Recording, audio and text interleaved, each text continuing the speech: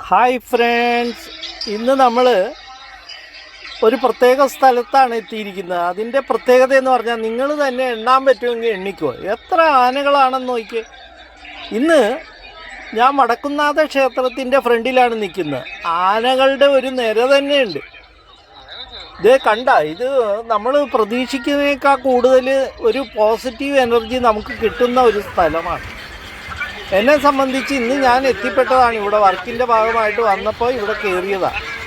അപ്പോൾ ഇന്ന് കർക്കിടക ഒന്നായിട്ട് ഇവിടെ ആനകൾക്കൊക്കെ ആനയൂട്ട് കൊടുക്കുന്ന ദിവസമാണ്. അതിൻ്റെ പ്രത്യേകത എന്ന് പറഞ്ഞാൽ കർക്കിടകം പഞ്ഞമാസം എന്നാണ് പഴമക്കാർ പറഞ്ഞിട്ടുള്ളത്. അപ്പോൾ ഈ പഞ്ഞമാസത്തിൽ എന്ത് നമ്മൾ ചെയ്യുമ്പോഴും ഒരു വിഘ്നം വരാതിരിക്കാൻ വേണ്ടിയിട്ട് ഈ ആനകൾക്കൊരു ആനയൂട്ട് കൊടുക്കുന്ന ഒരു പതിവുണ്ട്. അത് ഗണപതിനെ മനസ്സിൽ സങ്കല്പിച്ചിട്ട് ചെയ്യുന്ന ഒരു സത്കർമ്മമാണ്, ഒരു പ്രക്രിയയാണ്.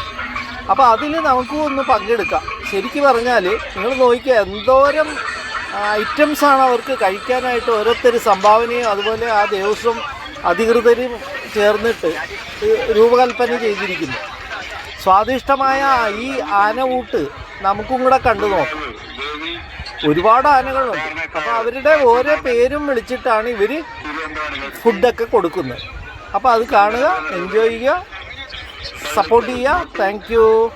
ഇതിൽ കരിമ്പുണ്ട്, അതുപോലെ ചോറ്, ആ ഔഷധ ചോറാണ്. ഔഷധക്കൂട്ട് വെച്ചിട്ട് അവർക്കൊരു ചോറ് കൊടുക്കുന്നത്.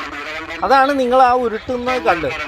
അപ്പോൾ ഔഷധച്ചോറ്, അതുപോലെ കരിമ്പ്, ശർക്കര, അതുപോലെ ഫ്രൂട്ട്സ്, അതുപോലെ തന്നെ ബാക്കിയുള്ള എല്ലാ പലഹാര ഐറ്റങ്ങളും സസ്യങ്ങളും അതുപോലെ തന്നെ സസ്യ ഐറ്റങ്ങളും ഫ്രൂട്ട്സും ഒക്കെ ചേർന്ന ഒരു ആനയൂട്ടാണ് നമ്മൾ കാണുന്നത്.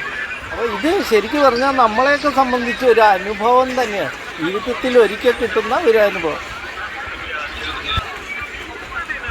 Hi friends.